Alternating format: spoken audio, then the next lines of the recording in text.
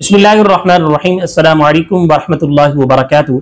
नाज़रीन मोहतरम, जैसे कि आपके इल्म में है, शायद सोशल मीडिया पर यह बात वायरल है कि 40 चीज़ें ऐसी हैं जिनके करने से घर में गुर्बत आती है, घर में बेबरकती होती है, लिहाजा उन 40 चीज़ों से बचा जाए। उन 40 चीज़ों की हकीकत क्या है वो आपके सामने मैं पेश करने जा रहा हूँ, और वीडियो को एंड तक देखिएगा, आपको बहुत फायदा होगा। अक्सर व बेशतर मैं पिछले कोई 21 या 2200 के वीडियो अराउंड अपलोड कर चुका हूं, उसमें मैंने कभी ये नहीं कहा वीडियो को एंड तक देखिएगा, आपको बहुत फायदा होगा, क्योंकि ये वीडियो इल्मी है, आप देखिएगा इंशाल्लाह आपको बहुत फायदा होगा, इसलिए मैं अर्ज कर रहा हूं। तो जनाब, पहले मैं आपको गिनवा देता हूं वो 40 चीजें कौन सी है, फिर उसकी वजाहत भी इंशाल्लाह कर दूंगा। पहली बात जो बताई जाती है वो ये है कि गुसल खाने में पेशाब करना, यानी गुसल खाने में पेशाब करने से गुर्बत आती है, फकर आता है। इसी तरह से नंबर 2 पर बताया जाता है कि टूटी हुई कंघी से कंघा करना, इससे भी गुर्बत आती है। नंबर 3 पर बताया जाता है कि टूटा हुआ सामान इस्तेमाल करना, उससे भी गुर्बत आती है। इसी तरह से नंबर 4 बताया जाता है घर में कूड़ा करकट रखना, उससे भी गुर्बत आती है। इसी तरह से नंबर 5 रिश्तेदारों से बदसलूकी करने से भी गुर्बत आती है। इसी तरह से नंबर 6 बाएं पांव से पजामा पहनना, इससे भी गुर्बत आती है। इसी तरह से नंबर 7 मगरिब इशा के दरमियान सोना, इससे भी गुर्बत आती है। नंबर 8 मेहमान के आने पर नाराज होना, इससे भी गुर्बत आती है। नंबर 9 आमदनी से ज्यादा खर्च करना, इससे भी गुर्बत आती है। नंबर 10 दांत से रोटी काट कर खाना, इससे भी गुर्बत आती है। नंबर 11 40 दिन से ज्यादा जेर नाफ के बाल रखना, इससे भी गुर्बत आती है।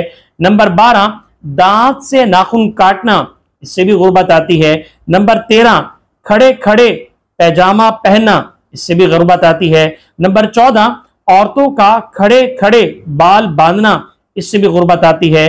नंबर 15 फटे हुए कपड़े जिस्म पर सीना, इससे भी गुर्बत आती है। नंबर 16 सुबह सूरज निकलने तक सोना, इससे भी गुर्बत आती है। नंबर 17 दरख्त के नीचे पेशाब करना, इससे भी गुर्बत आती है। नंबर 18 बैतुल खला में बातें करना, इससे भी गुर्बत आती है। नंबर 19 उल्टा सोना, इससे भी गुर्बत आती है। नंबर 20 कब्रिस्तान में हंसना, इससे भी गुर्बत आती है। इसी तरह से नंबर 21 पीने का पानी रात में खुला रखना, इससे भी गुर्बत आती है। नंबर 22 रात में सवाली को कुछ न देना, इससे भी गुर्बत आती है, जो मांगने वाले हो। नंबर 13 बुरे ख्यालात करना, इससे भी गुर्बत आती है। नंबर 24 इसी तरह से, ये नंबर 23 था, नंबर 24 है बगैर वुजू के कुरान मजीद पढ़ना, इससे भी गुर्बत आती है। इसी तरह से नंबर 25 इस्तिंजा करते वक्त बातें करना, इससे भी गुर्बत आती है। नंबर 26 हाथ धोए बगैर खाना खाना, इससे भी गुर्बत आती है। नंबर 27 अपनी औलाद को कोसना, इससे भी गुर्बत आती है। नंबर 8 दरवाजे पर बैठना, इससे भी गुर्बत आती है। इसी तरह से नंबर 29 लहसुन प्याज के छिलके जलाना, या फिर बाज लोग कहते हैं खाना, इससे भी गुर्बत आती है।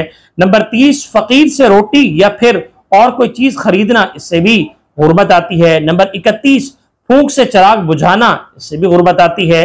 नंबर 32 बिस्मिल्लाह पढ़े बगैर खाना, इससे भी गुर्बत आती है। नंबर 33 गलत किस्म का खाना, इससे भी क्या है, गुर्बत आती है। नंबर 34 जूता चप्पल उल्टा देखकर या उल्टी देखकर सीधा नहीं करना, इससे भी गुर्बत आती है। नंबर 35 हालत जनाबत में हजामत करना, इससे भी गुर्बत आती है।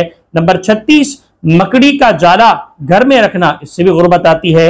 नंबर 37 रात को झाड़ू लगाना, इससे भी गुर्बत आती है। नंबर 38 अंधेरे में खाना खाना, इससे भी गुर्बत आती है। नंबर 39 घड़े में मुंह लगाकर पानी पीना, इससे भी गुर्बत आती है। नंबर 40 कुरान मजीद न पढ़ना से भी गुर्बत आती है।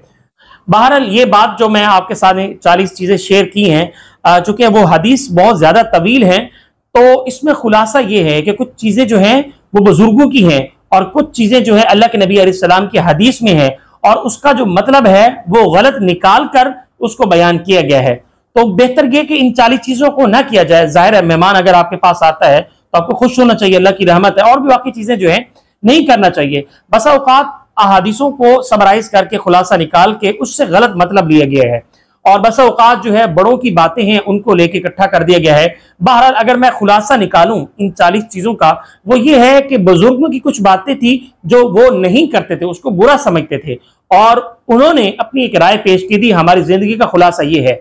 बाकी अहादीस में जो बातें हैं किसी दर्जे में बातें हैं जो मैंने मुताला किया है, लेकिन वो अहादीस में इस तरह की बातें नहीं है जिस तरह इन बातों को इस तरह से जो है सोशल मीडिया पर आम किया गया है। लिहाजा अगर कोई बात कर भी ले तो इससे कोई गुर्बत का ताल्लुक नहीं, अलबत्ता मुनासिब नहीं है, नहीं करना चाहिए। वल्लाहु आलम, फजज़ाकुमुल्लाहु खैरन। बिस्मिल्लाहिर्रहमानिर्रहीम, अल्लाहुम्मा सल्लि व सल्लिम अला नबिय्यिना व हबीबिना मुहम्मद। अस्सलामु अलैकुम व रहमतुल्लाहि व बरकातुहू। डियर स्टूडेंट्स, आज मैं आपके सामने 4 इंतहाई अहम और कीमती बातें शेयर करने जा रहा हूँ। इन 4 बातों को कुरान करीम ने कामयाबी के तौर पर लिया है। इसको ज़रा एनालिसिस करें तो इस तरह से हम समझें जैसे टीचर बच्चे को समझाती है कि बेटा आप 3rd पोजीशन ले चुके हैं माशाल्लाह, लेकिन मज़ीद आप इम्प्रूव करें। वो किस तरह करेंगे? आप मज़ीद मेहनत करें। तो माशाल्लाह वो अपने उस्ताद साहब की बात मानकर वो 2nd पे आ जाता है। फिर टीचर कहती है माशाल्लाह क्या बात है, मज़ीद आप इम्प्रूव करिए। वो मज़ीद मेहनत करता है तो अल्लाह उनको क्या देता है? 1st पोजीशन दे देता है। तो इस तरह से ये क्या है? आप बच्चे को गाइड कर रहे हैं, लेकिन पॉजिटिव पहलू पे बच्चा आगे बढ़ रहा है स्टेप बाय स्टेप। इसी तरीके से एक और पहलू होता है, खुदा न खास्ता अल्लाह न करे आपके बच्चा जो है उसके मार्क्स कम आते हैं या फेल हो जाता है, अल्लाह न करे, लेकिन टीचर और पेरेंट्स का बिहेव कैसे होता है? डांटने का जरा अंदाज होता है। डांटने का इसलिए होता है ताकि बच्चे की क्या हो जाए? तरबियत हो जाए। मकसद क्या होता है ज़हन में? ताकि बच्चे का टाइम वेस्ट ना हो। तो इस एतबार से जरा पनिशमेंट तरबियत के लिहाज से दी जाती है। तो कुरान इन 2 पहलुओं को बड़े खूबसूरत अंदाज में बयान किया है। पहला पहलू क्या है? जो इंतहाई तरबियत वाला है, लेकिन क्या है उसके पीछे? क्या है? जरा संजीदगी है। वो क्या है? वो कौन सी सूरत है? वो सूरतुल असर है। अल्लाह फरमाते हैं वल असर, कसम है जमाने की, इन्नल इंसान लफी खुस्र, बेशक तमाम इंसान खसारे में है, इल्लल्लज़ीन आमनू व अमिलुस्सॉलिहात, सिवाय वो लोग जो ईमान लाए और नेक अमल करे। यहां ये नोट करें 2 बातें आ गई, ईमान, नंबर 2 नेक अमल। उसके बाद मजीद 2 बातें इस सूरत मुबारक में अल्लाह फरमाते हैं कि वतवासौ बिल हक, हक बात की बाहम एक दूसरे को वसीयत करनी है, वतवासौ बिस सब्र, और फिर इस पर सब्र भी करना है। ये 4 पहलू हैं वो जो टीचर गाइड कर रही होती है बच्चों को, बेटा आगे बढ़े आगे बढ़े। जरा संजीदगी, पनिशमेंट, तरबियत, ये सारी चीजें जो है उस्ताद जो है बच्चों को दे रहा होता है। बच्चों की ग्रोथ जो है वो बढ़ रही होती है आहिस्ता आहिस्ता। ये वो पहलू है जो अल्लाह हमें तरबियत के दे रहे हैं। अच्छा, एक वो पहलू है खुदा न खासा बच्चा फेल होता है, तो वो क्या है? इल्लल्लज़ीन आमनू व अमिलुस्सॉलिहात फलहुम अज्रुन गैरु ममनून। ये वो पहलू है, ईमान भी लाना है अल्लाह पर, साथ में नेक अमल भी करना है। तो समझ में आए? तो हमने क्या करना है? अच्छी बातें दूसरों को बतानी भी है और उस पर क्या करना है? अमल भी करना है। तो टोटल कितनी बातें हमने सीखी?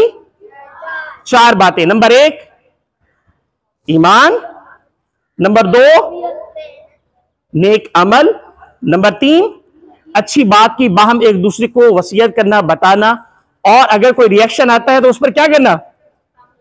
खामोशी इख्तियार करना, बड़े अच्छे अंदाज में खामोश हो जाना।